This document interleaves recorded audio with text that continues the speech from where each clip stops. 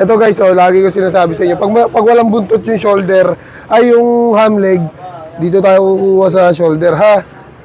Tapos ito yung layer, sa ibabaw lang yan, ay dyan yung duktungan, iwain nyo lang, pak.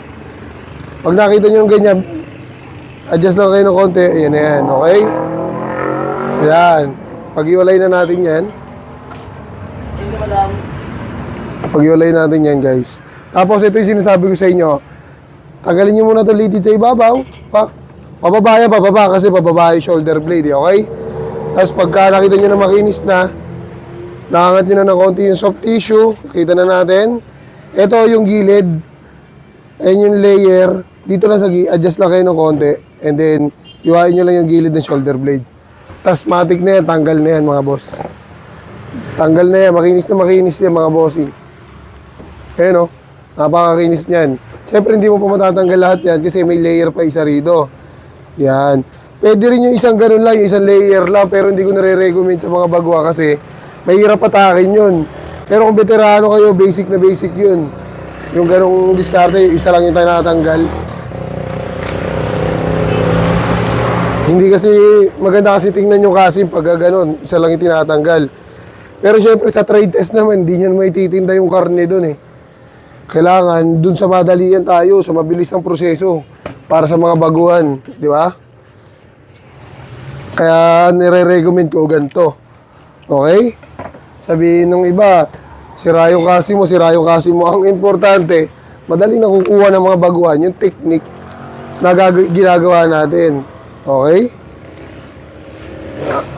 Siyempre, hindi naman pag mag-apply kayo, pag magte-trade test kayo, hindi naman pang tinda yung gagawin nyo, pang apply abroad. Diba? Kaya kailangan makuha nyo na maayos. Okay? Sabi ko nga sa inyo guys, pag may buntot yung ham leg, dito tayo magkakalas ng shoulder blade. Pag walang buntot dito sa ibabaw, okay? So, ito yung shoulder blade natin. Ito yung layer. Yan o, yung dalawang puti na yan. Sa ibabaw lang yan guys, para mahiwalay natin yung duktungan. Okay? So, pag nahiwalay natin yan, ito yung shoulder blade. Dahil nakahiwalay na, ito yung shoulder blade. Sa ibabaw niya may litid. Hiwain yung pababa. Okay? Pag nahiwaan yung pababa yung litid na yan, and then nakita nyo na makinis na, tapos nakita nyo na may umangat na soft tissue. Yan. Nakita nyo na may umangat na soft tissue. Okay na yan. Tapos, hiwain nyo yung gilid ng shoulder blade dito. Yan. Yung make sure nyo lang guys yung knife nyo nakadikit sa buto ng shoulder blade. Ganun lang. Para pag inangat nyo yung mga laman dito sa gilid ng shoulder blade guys, talaga namang makinis na makinis. Tapos yung layer dito sa kabila, hiwain nyo lang din yan, yung puti na yan.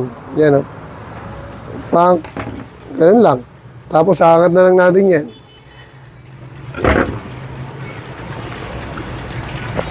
Tulak. Ay, naka. Hindi, wala akong mahawakan. Naubos na yata yung lakas ko Okay na yan guys. Tingin ko kaya-kaya ko na yung tanggalin. Tapos pagka may buntot, nandito, sa kanan na pala tandaan, tapos tsaka nyo ikot yung knife nyo, gano'n lang kasimple, and then kayasin nyo lang yung laman sa gilid, kayasin nyo yung laman sa ilalim, kayasin nyo yung laman sa gilid, and then hiwaan nyo na isa para mapunit ang soft tissue, and then nakahatakin na natin yan mga kaibigan. Tingnan natin kung mahatak natin ng mabilisan.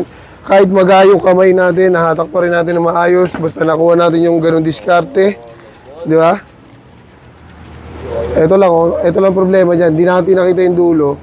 Kaya, di natin matanggal agad. Kasi ito, may nakakapit pang litid. Okay? Kaya nyo lang yan, tanggal agad yan. Ito, hindi ko mapersa yung kamay ko Yan. Hindi ko mapersa to.